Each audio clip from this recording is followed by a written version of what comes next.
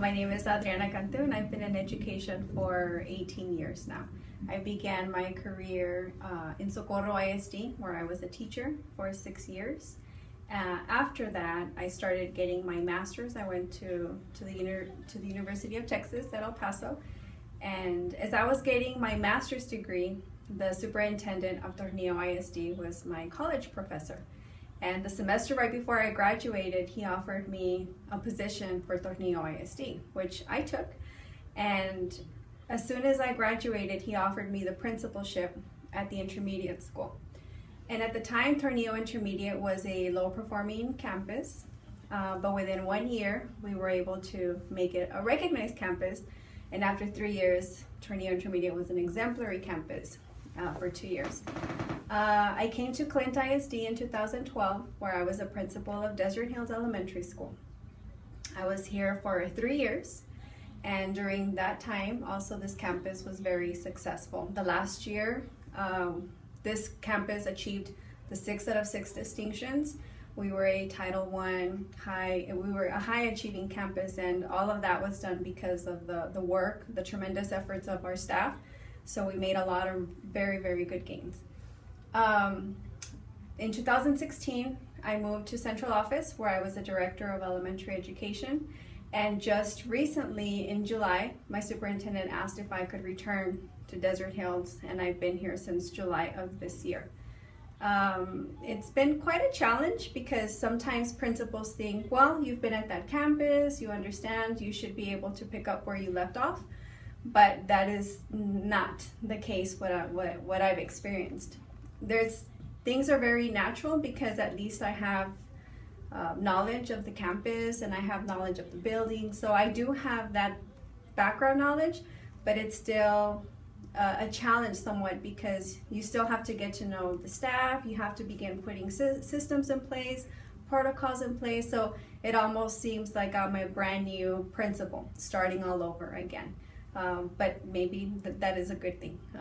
I don't see it as a negative thing. The one thing when I talk about being a principal this year, I really talk about, I have to reflect on my practice and things that I've done in the past.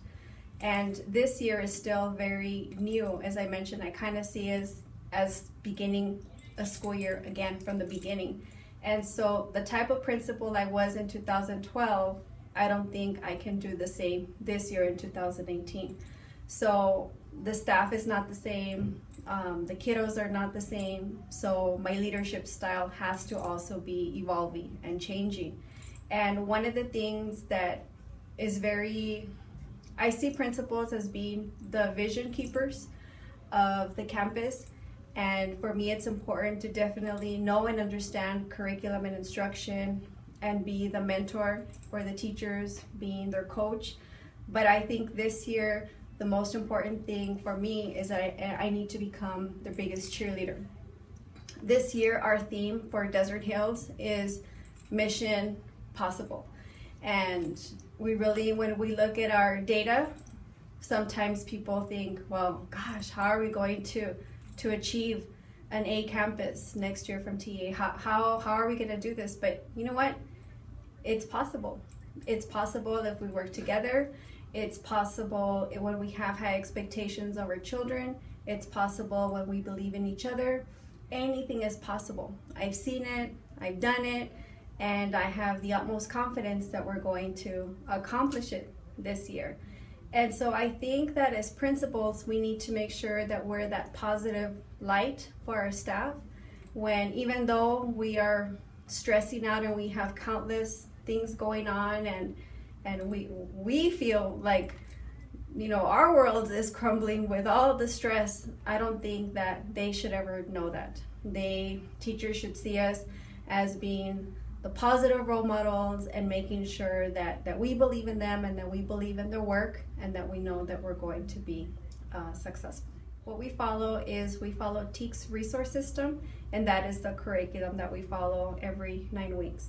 Balanced literacy is a huge initiative from the district, and so we follow those components. But it's also to make sure that all teachers have a full understanding of what the district initiatives are.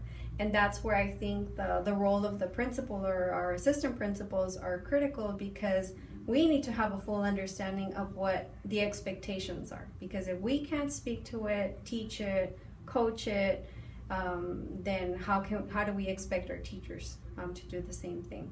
So yeah, we do follow the curriculum it's the standards, the TEKS, but it's under the TEKS resource system, TRS. What did you do to turn Tornillo Intermediate around in 3 years?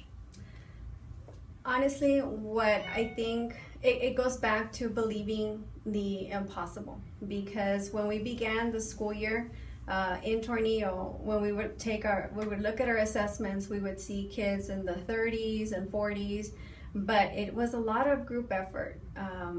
I think that the make of the faculty was one of family. We really saw each other as friends, as definitely colleagues, but we supported each other every step of the way.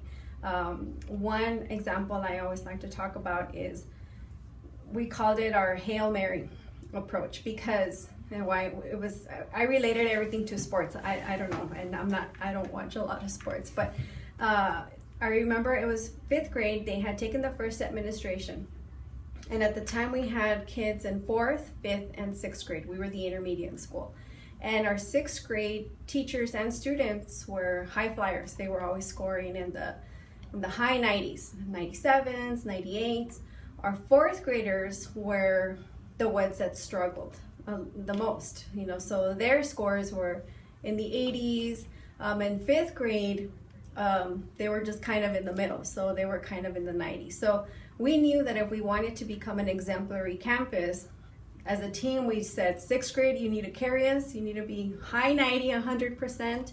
5th grade needs to be in the 90s to kind of leave some room for 4th grade, but they still need to pull somewhere in the high 80s. So when we got the results after the first administration, our 5th graders didn't do as well as what we thought. They were, I think, high 70s, and we needed 90 for us to be exemplary. But that was the year when a team of teachers and administrators and paraprofessionals and everybody came together, that it didn't matter whether you were a 6th grade teacher, everybody tutored 1 or 2 kids in 5th grade. 4th grade teachers tutored 5th graders, 6th grade teachers tutored, I tutored, my assistant principal tutored, my secretary took on a kid or 2. It was the entire staff that took on kids during their conference time, after school. And sure enough, when the second administration came, I think we got 15 or 16, and we went from a 78 to a 91%. And that's exactly what we needed, because we knew math, we were high, science, we were high, we just struggled with reading. And it was the group, it was the efforts of everybody coming together, that without any excuses, without pointing fingers, we had a job to get done.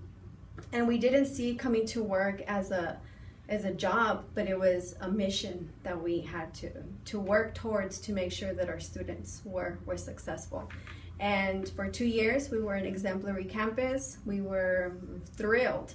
And I think I can speak from that experience, that having lived that for many years, it's just coming back and trying to inspire others to also believe in themselves and believe in the students, and knowing that their biggest cheerleader is on their side, supporting them. And I always tell my teacher, no idea is too crazy for me. If you can think it, we can do it. And so that's always been my motto.